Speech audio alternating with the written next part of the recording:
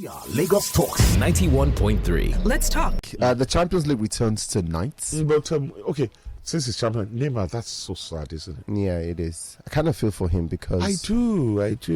But is it a blessing in disguise for Gautier?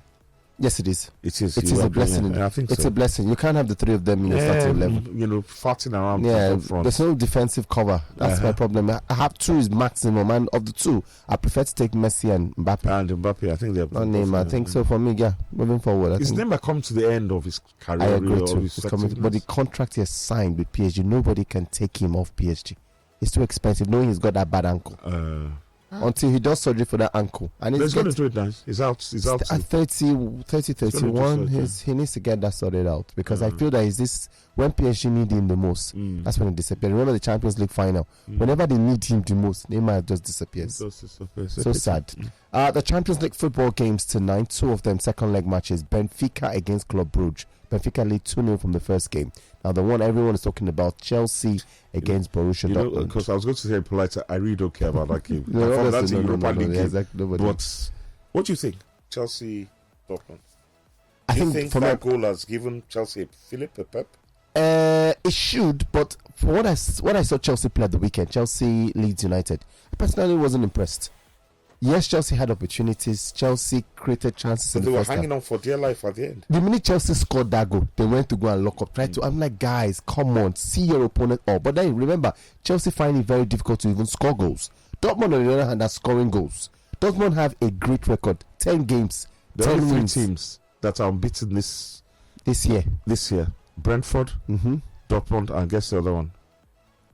I didn't. This is the wrong thing, I'm showing you, but runs in France. Runs unbeaten this year after the World Cup.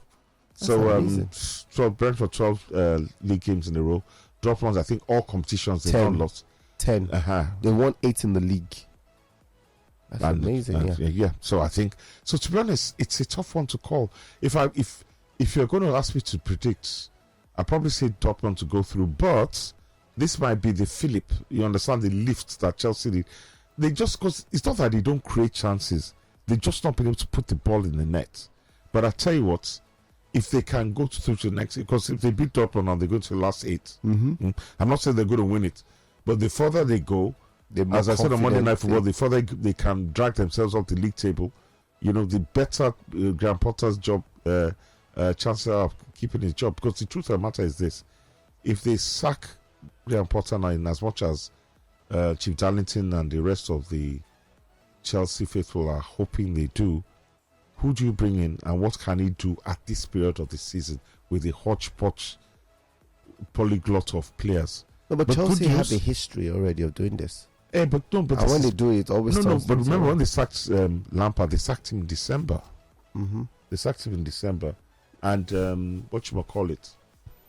they sacked him in December, and he resumed in December, January. No, but if you remember long ago when they sacked AVB, yes, it was in February, and then Di Matteo came in, I think February second leg against Napoli, and just turned things around. Yeah, but they were trailing that first leg. Yeah, but I think they were in a much better position. Player-wise, I agree. In terms of the team, in terms of league squad, position, in terms of squad, in terms of personnel in the squad, in terms of homogeneity. I do speak English.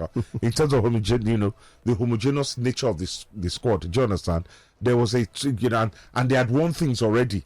AV became that was after Mourinho now. Do you understand? That was after Ancelotti. What I mean is Mourinho had already started winning things. Lotti had won, done the job. You understand? So those players were still there. It's just that they were not responding to AVB. Yeah. Maybe it's management. But this is a lot of young players. You have to keep on the line of Rich James, who trained this morning and yesterday morning. Sorry, probably play again. Then very good news to them. Kante is back after 6 months, trained as well. So I don't know. I think it's a match I'm going to really enjoy watching. Because it's balanced on a knife edge. Because Chelsea are not going to find it easy. I still go for Dortmund. I think Dortmund have just I think so. Dortmund have got enough in terms of quality. Marco Reus is playing his back. He's playing very good football. I mean, it was the good old days of away goals rule. I wouldn't even. Do you understand? But basically, and then another thing: Chelsea have not scored more than twice in the game this year. The last time they did that was December 27th. So how about that? You know, in sports room, we always reel out the stats. Yeah. Good. But the only good thing they've got, that defense of Dortmund is it's work. And Chelsea, ironically, as I said, funny stat. You see, Graham Potter is known as a very good coach. Oh yes, he is. So as I said, the Chelsea have never been.